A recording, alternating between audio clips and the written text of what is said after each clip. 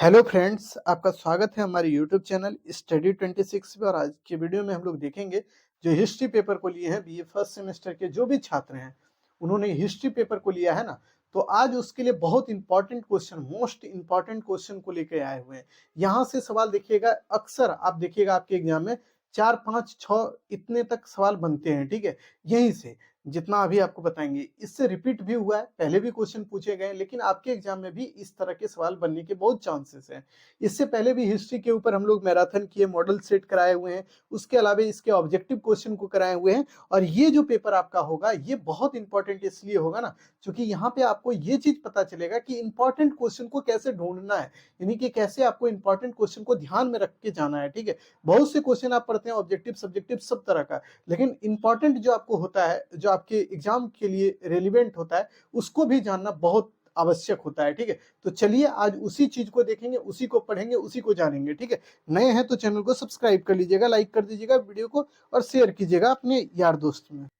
एक बात और ध्यान में रखिएगा, ये मेजर माइनर या एमडीसी कोई भी रूप में इतिहास पेपर को लिए हैं तो सबके लिए इंपॉर्टेंट है। ठीक है, दूसरी बात ये भी ध्यान में रखेंगे आप कि ये जो पेपर है ना हिस्ट्री का, इसको क्या बोला जाता है, यानी फर्स्ट पेपर जो हिस्ट्री का आप पढ़ते हैं बीए फर्स्ट सेमेस्टर में, इसको आइडिया ऑफ भारत बोला जाता है, यानी भारतवर्ष की समझ या अवधारणा। ठीक है, उसी का ये क्वेश्चन है। ठीक, तो अब देखिए पहला क्वेश्चन है, पिंगल मुनि के द्वारा किस ग्रंथ की रचना की गई। यही सवाल आपसे पूछ रहा है कि पिंगल मुनि का नाम आप सुने होंगे, इनके द्वारा कौन से ग्रंथ लिखे गए, तो ये है छंद शास्त्र।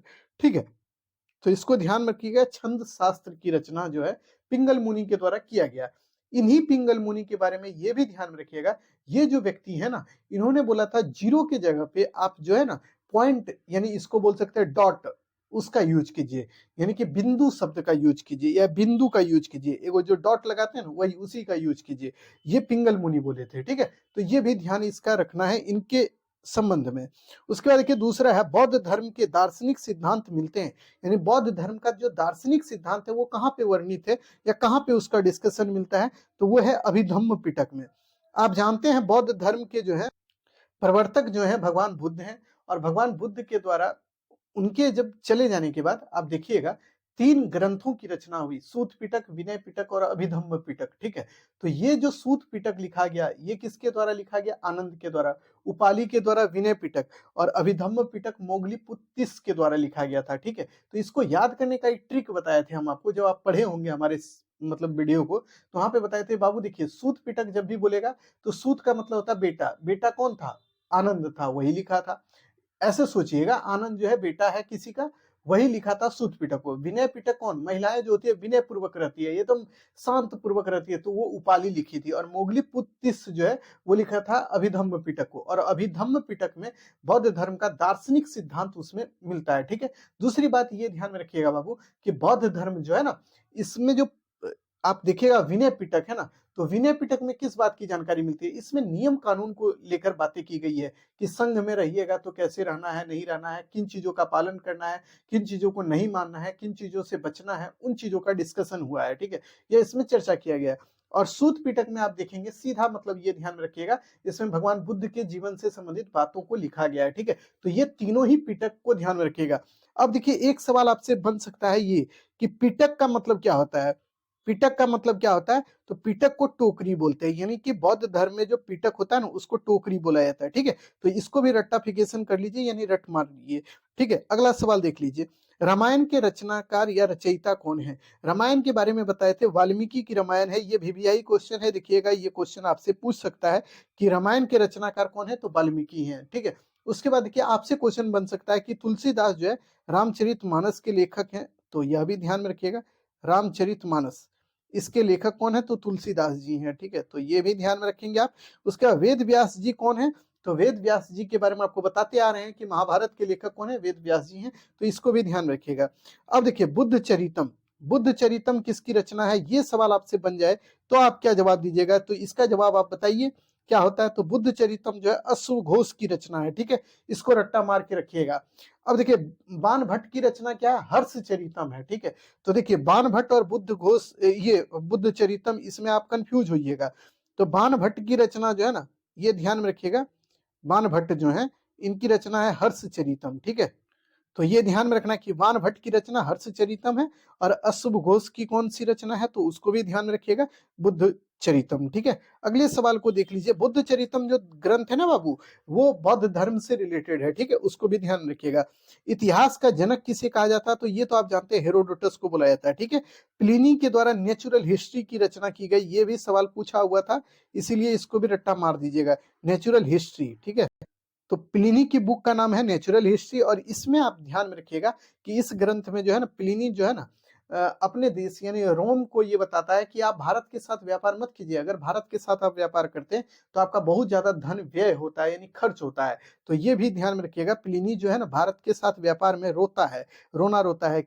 ठीक है, तो इसको भी रट्टा मार के रखेंगे आप।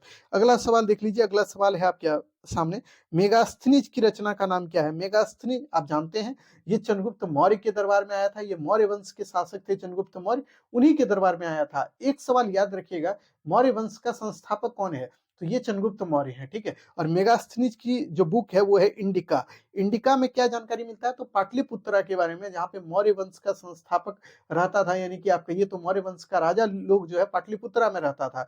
तो यहीं के बारे में जानकारी इस ग्रंथ में मिलती है, और भी भारत के अन्य क्षेत्रों की भी जानकारी इस ग्रंथ में मिलती है, और ये इंडिका इसकी बुक का नाम है। ठीक है, तो इसको भी ध्यान में रखिएगा। और ये आप ध्यान में रखिएगा कि ये जो मेगास्थनीज है वो भारत जो आया था वो किसका राजदूत था, ये भी सवाल पूछा गया। तो सेल्यूकस निकेटर का ये जो है एक तरह से कहिए तो राजदूत था। ठीक है, तो इसको लिख देते सेल्यूकस निकेटर। सेल्यूकस निकेटर ये लिख लीजिएगा। सेल्यूकस निकेटर का जो है राजदूत था कौन, इसको ध्यान रखिएगा, मेगास्थनीज था। ठीक है, वही इंडिका बुक को लिखा है। ठीक, अगला देखिए सी यू की। ये देखिए सी यू की किसकी रचना है, तो ये है ह्वेन सांग की रचना है। ठीक है, ह्वेन सांग कहाँ का था, तो ये चीन का था, व्यापारी था, माफ कीजिएगा व्यापारी नहीं, यात्री था। ठीक है, ट्रेवल्स था। ये भारत आया, और ये किसके समय में आया, ये भी पूछा गया है कि ह्वेन सांग किसके समय में भारत आया। ह्वेन सांग किसके समय भारत आया, ये आप बताइएगा। तो ह्वेन सांग जो हर्षवर्धन के समय में भारत आया था। ठीक है, तो ये ध्यान में रखिएगा कि हर्षवर्धन से संबंधित है ह्वेनसांग। और फाहियान किसके समय आया था, तो ये चंद्रगुप्त मौर्य माफ कीजिएगा चंद्रगुप्त द्वितीय विक्रमादित्य के दरबार में आया था। ठीक है, फाहियान, तो उसको भी ध्यान में रखिएगा। ठीक, अगला देखिए, यात्रियों का राजकुमार किसे कहा जाता है, यानी यात्रियों का राजकुमार किस व्यक्ति को बुलाया जाता है, यही सवाल आपसे पूछ रहा है। तो इसका सही उत्तर होगा कि ह्वेनसांग को ही यात्रियों का राजकुमार बुलाया जाता है। ये ह्वेनसांग जब भारत आया ना, चीन का था, तो ये नालंदा विश्वविद्यालय के बारे में आप जानते होंगे, वहां पे रहा, वहां पे पढ़ा लिखा, बहुत दिनों तक पढ़ा लिखा। उसके बाद वहां से ये माइग्रेट करते हुए भारत से चला गया फिर चीन, और चीन में जब गया ना, तो ये अपने साथ बहुत सी किताब को लेकर चल गया था। ठीक है, भारत का यानी नालंदा से ये बहुत किताब लेके चीन चला गया, और चीन में जब गया ना, तो वहां पे उन किताबों को रखा गया, उसका ट्रांसलेशन चाइनीज भाषा में ये किया, और वो अभी भी सुरक्षित रखा गया। लेकिन आप जान लीजिए, चाइना अगर आगे है तो वहां कहीं ना कहीं हमारी जो संस्कृति है, हमारा जो ज्ञान है, उसका भी प्रभाव उनके ऊपर देखने को मिलता है। ठीक है, तो ये भी ध्यान रखिएगा कि ह्वेनसांग जो है चीनी यात्री था, जो कि भारत आया था, ह्वेनसांग हर्षवर्धन के दरबार में। ठीक, अगला सवाल है आर्यभट्टियम। ये भी देखिएगा मेन क्वेश्चन है, बहुत इंपॉर्टेंट क्वेश्चन है। ये किसकी रचना है, तो ये आर्यभट्ट प्रथम की रचना है, ये भी ध्यान में रखेंगे। आर्यभट्ट प्रथम का जन्म कब हुआ था, तो 476 एडी में हुआ था। ठीक है, यानी 476 एडी में हुआ था। कहाँ पे, तो पटना में, बिहार का आप जानते हैं पटना में ही हुआ था। इनका कुसुमपुर जिसका नाम है, उस समय कुसुमपुर था, तो वहीं पे हुआ था। ठीक है, तो आर्यभट्टियम ये रचना आर्यभट्ट की है। वाराह मिहिर की वृहत संहिता है। आर्यभट्ट जो द्वितीय है, यह भी एक बाद में जो है बहुत बड़े, ये भी इनका भी नाम साइंस एंड टेक में आपको पढ़ने को मिलेगा। फिर देखिएगा भास्कराचार्य जो है, ये भी बहुत बड़े नाम है, जो कि आप गणित से संबंधित ये भी बहुत बड़े विद्वान थे प्राचीन भारत के। ठीक है, तो इनको भी ध्यान में रखिएगा।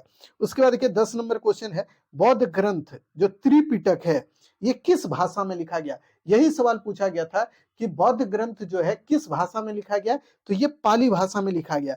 अगर यहीं पे अगर हम आपसे सवाल करें कि बाबू ये बताइए जैन ग्रंथ जितने भी हैं वो किस भाषा में लिखा गया, तो वो प्राकृत भाषा में लिखा गया। ये सवाल पूछा था मुंगेर या कहीं पे पूछा था, हमको ध्यान में नहीं है, बट हम आपको कराए भी हैं कि जैन जो ग्रंथ है, जैन ग्रंथ, जैन धर्म से संबंधित ग्रंथ, ये जो है ना प्राकृत भाषा में लिखा गया था, प्राकृत।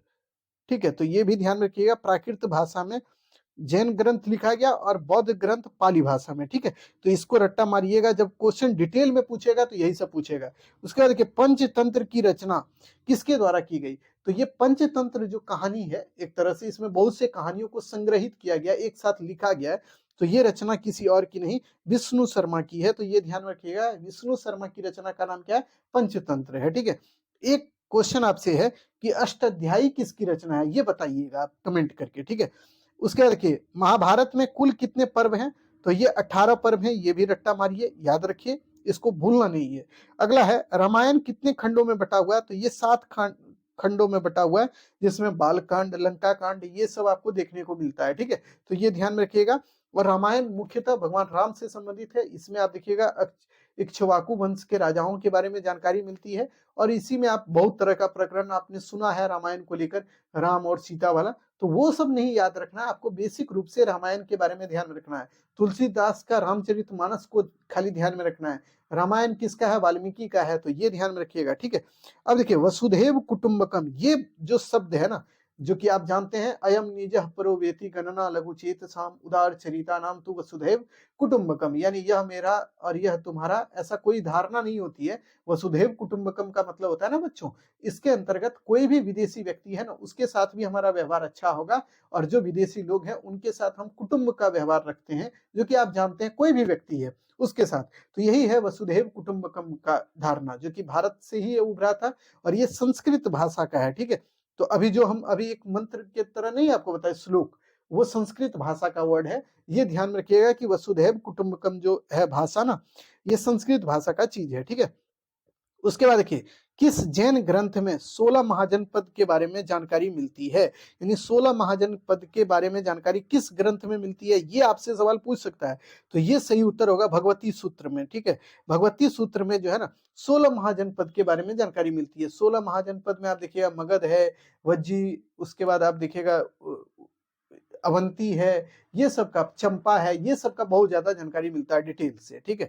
उसके बाद देखिए किस बौद्ध ग्रंथ में, ये देखिए जैन ग्रंथ अलग है, बौद्ध ग्रंथ अलग है, दोनों ध्यान में रखिएगा, में 16 महाजनपद के बारे में जानकारी मिलती है। कौन सा वो बौद्ध ग्रंथ है, तो इसमें अभी आपको ध्यान में रखना है कौन, अंगुत्तर निकाय, ठीक है। ये अंगुत्तर निकाय में ही 16 महाजनपद के बारे में बहुत अच्छे से डिटेल से जानकारी दिया गया है, ठीक है। तो इतना चीज आप जो भी बच्चे हैं जो एग्जाम के लिए जा रहे हैं ना, अंतिम समय में बस इतना करके जाइएगा, छोड़ना नहीं है। देखिए ऐसे सवाल जब भी पूछे जाते हैं तो उसमें आपको हिम्मत से काम ये लेना है ना, कि नेगेटिव ना सोचकर आप पॉजिटिव वे में जितना पढ़े हैं उसी से रिकॉल कीजिएगा और जवाब दे दीजिएगा, ठीक है। तो आज का वीडियो कैसा लगा नहीं लगा आप कमेंट करके बताइएगा। छोटे छोटे वीडियो में भी हम लोग कुछ कोशिश करते रहेंगे ना, कि आपको बेहतरीन तरीके से हर एक सब्जेक्ट का कुछ ना कुछ देते जाएं, ठीक है। जैसे अभी हिस्ट्री का दिए तो पॉलिटी भी दे देंगे कुछ देर में, हो सकता है कुछ समय बाद आपको अगले दिन हो सकता है ज्योग्राफी, ऐसे करके हर एक सब्जेक्ट में ना छोटा भी वीडियो रहे तो कोई दिक्कत नहीं है, उसको केवल देख लीजिए, हो सकता है वो आपके काम का चीज हो, ठीक है। तो इतना ध्यान में रखते हुए आप अगली तैयारी को करते रहिएगा, छोड़ना कुछ भी नहीं है, बढ़िया से पढ़ते रहिए। तब तक के लिए धन्यवाद, फिर मिलेंगे नए वीडियो में, तब तक